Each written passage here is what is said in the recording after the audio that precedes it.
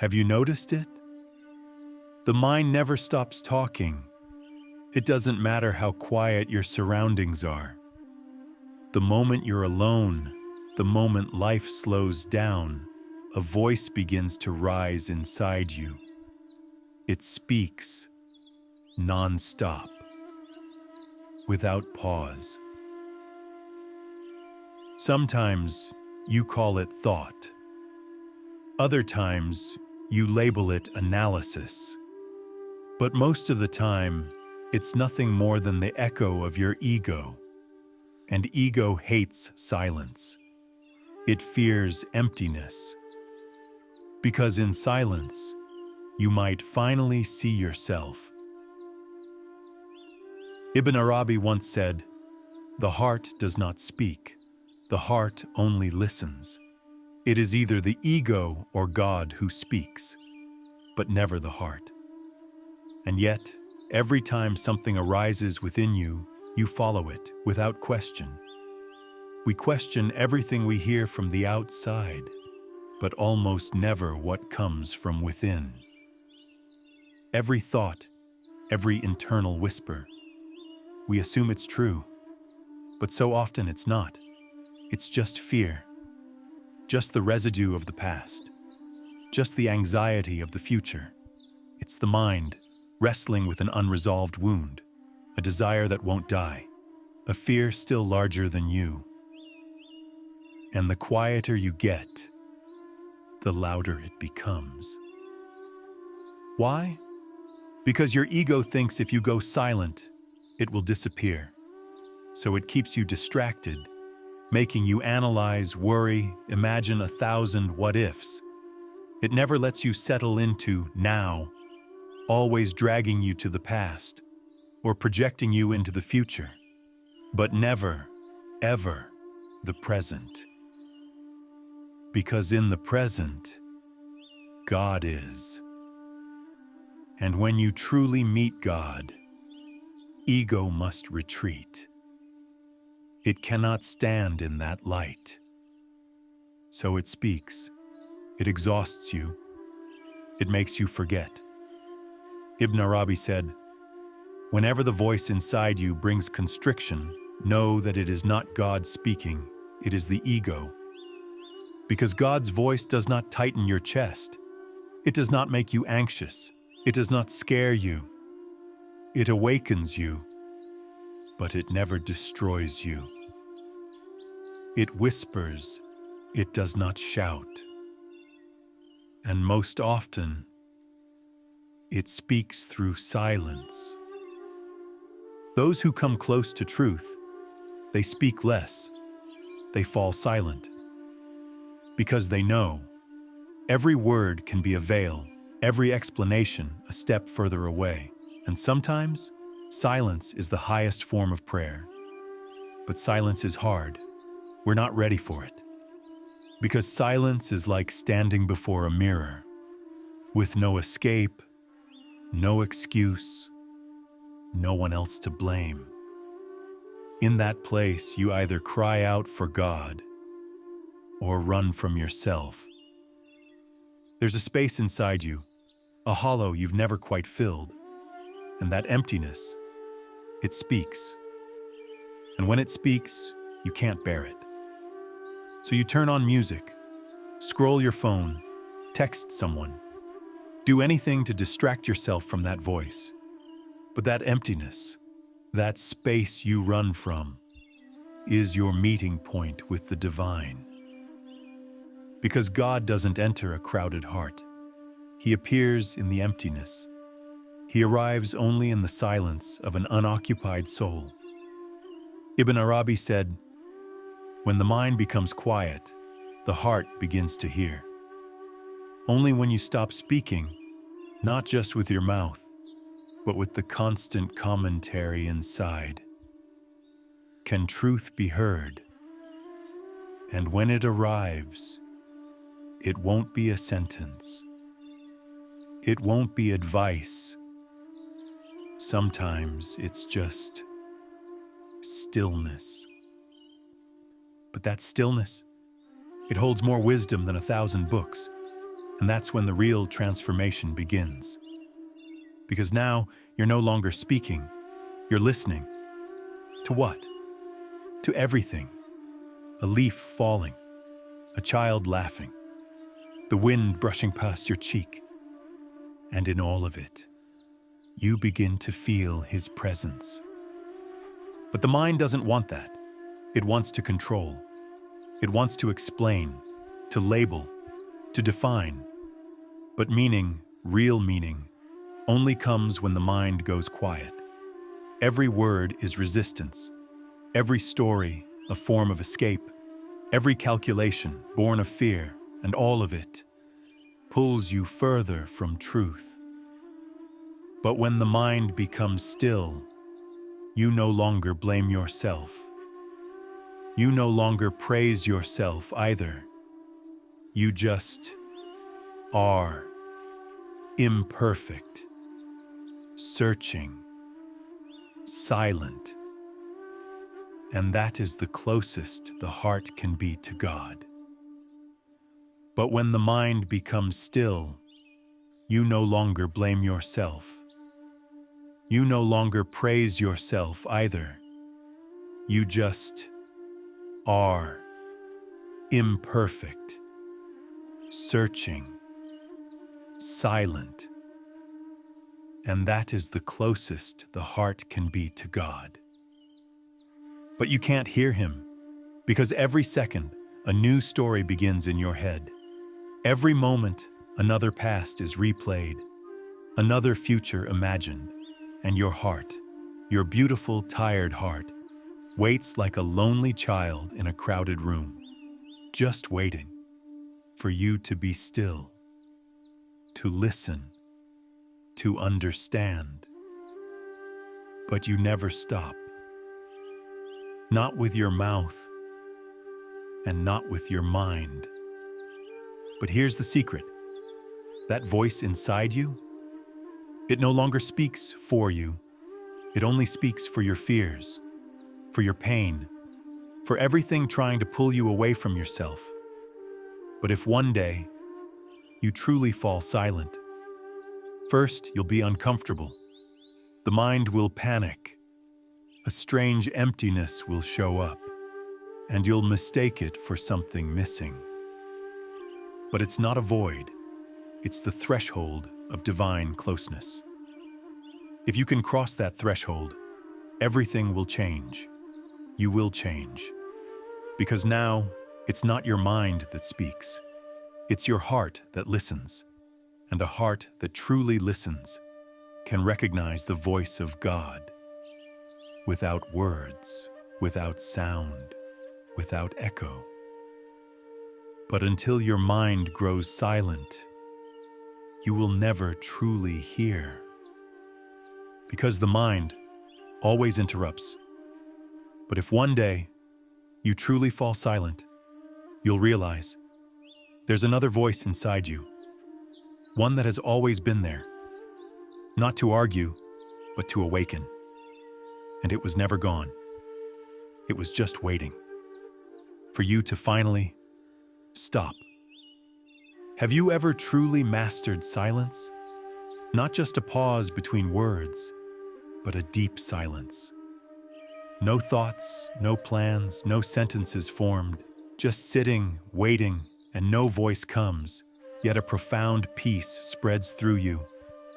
If you have experienced such a moment, that was God's first gift to you. But what your heart hears is not a word, a lesson, or a piece of knowledge.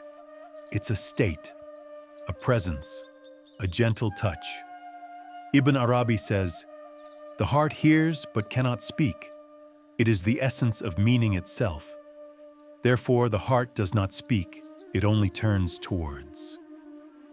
And when that turning begins, you no longer want to explain anything. You don't seek to understand.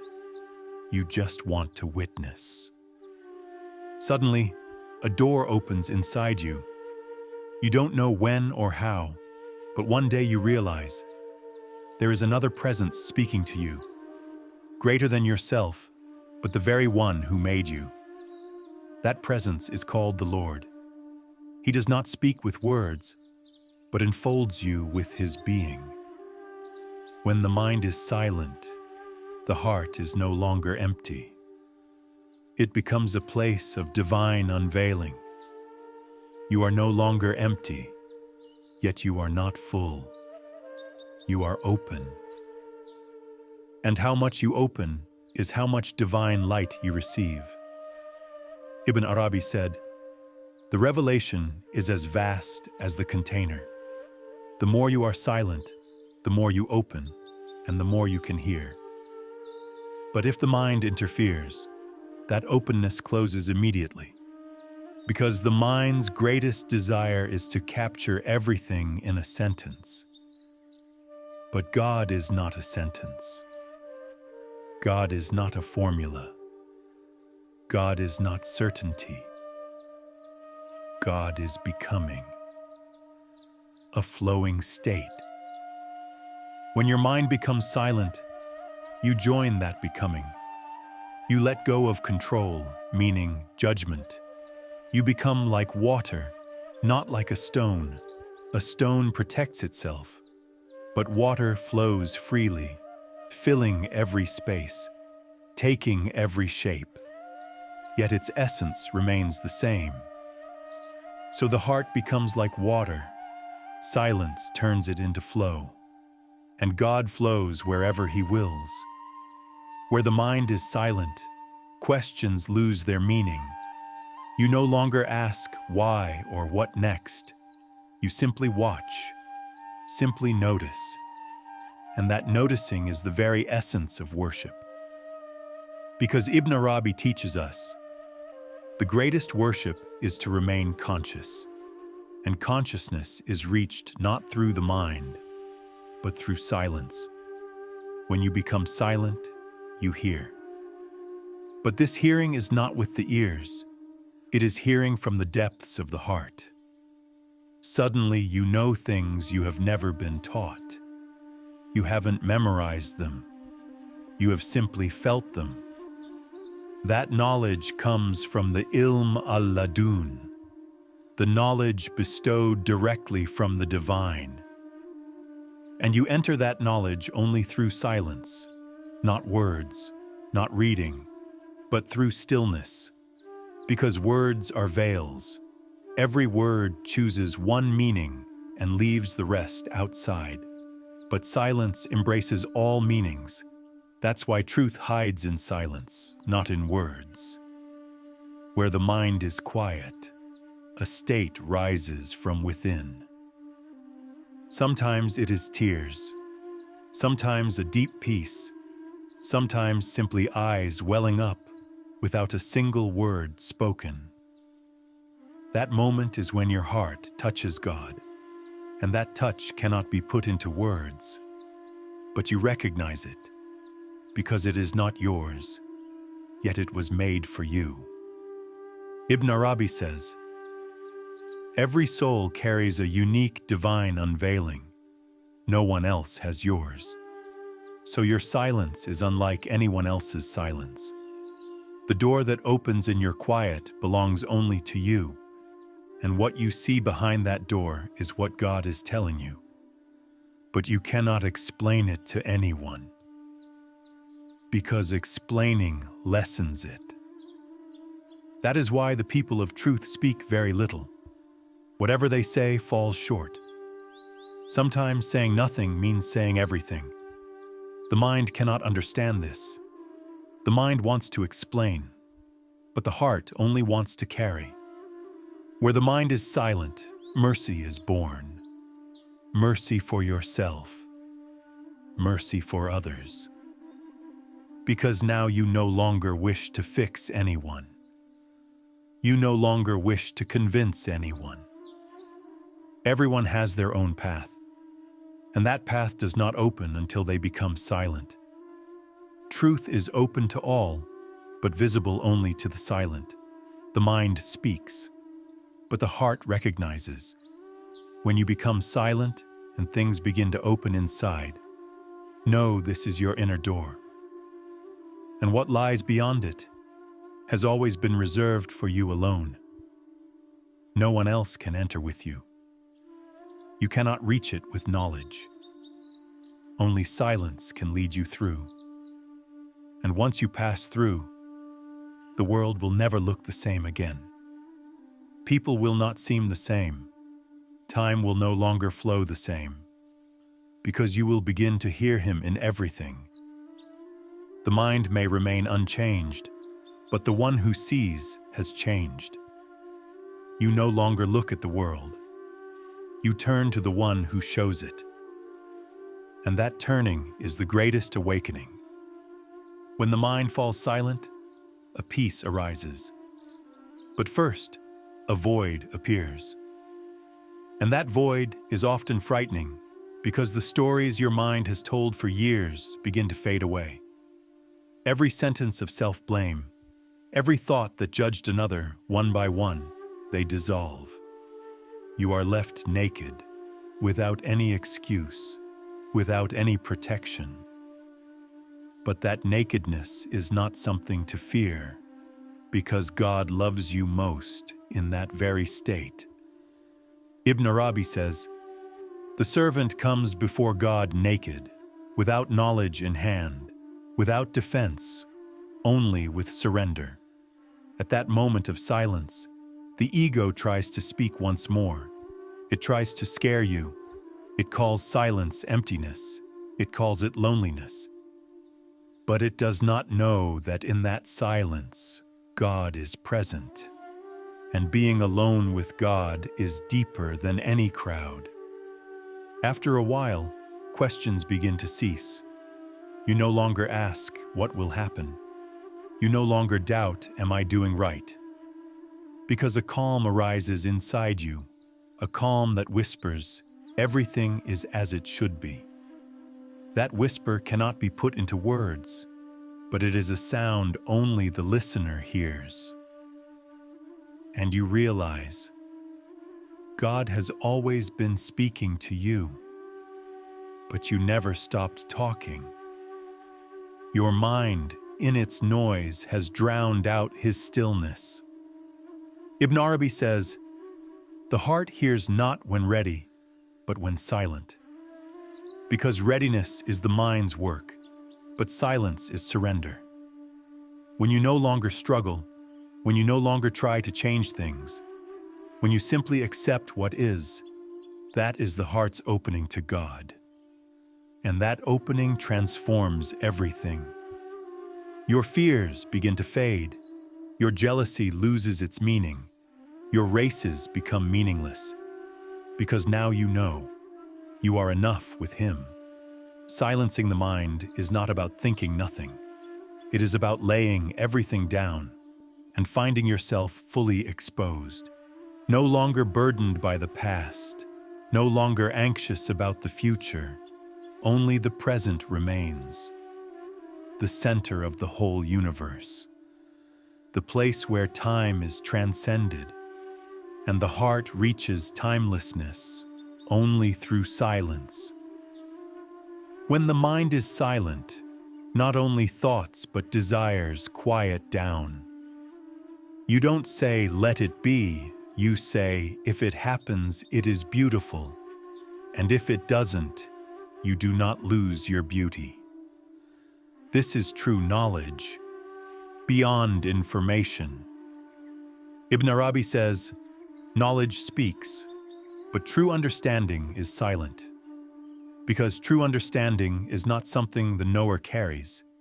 It is the state of being one with the known. You no longer carry knowledge. You have become the known. You are no longer the listener, you are the heard. And in that state, your speech belongs only to God. Because you have vanished, only he remains. Only he is seen. Only he is felt. From this point forward, you no longer strive to change yourself, because you have already transformed. You no longer fight your mind, because it has become a friend. You no longer resent your ego, because it is now a servant. And the world is no longer a burden, but a mirror. Every event teaches you something. Every person shows you yourself. Every silence reminds you of God. When the mind is silent, the heart becomes the mirror of truth. The one who looks into it sees their own depths. But in that depth, there is nothing but God. You too have vanished. You have dissolved. But this vanishing is not destruction. It is the very essence of truth. Because when you disappear, He appears, and yourself melts into His unity. Ibn Arabi calls this the station of annihilation. But this annihilation is not loss, it is reunion. The moment your mind falls silent, that reunion begins, because your words end and His word begins. But He does not speak, He simply is, and you witness His being in every breath, every glance, every moment. And this witnessing is the purest form of worship. To remain without words, without demands, just standing and watching. That is why when the mind is silent, the heart does not speak. The heart also becomes silent. But this silence is not closing, it is opening. You are no longer closed. You are open to everything. Every word, every state, every sound. Because now you judge nothing. You only know. And in everything you know Him. And when you see Him, you need nothing else. When the mind is silent, no one can give you anything, because you already have everything. So if one day you can truly be silent and love that silence, know that you have opened to Him, and this opening can bring lifelong silence. But this silence is not muteness, it is depth. When someone looks at you, they feel a weight. But that weight is not a burden. It is peace.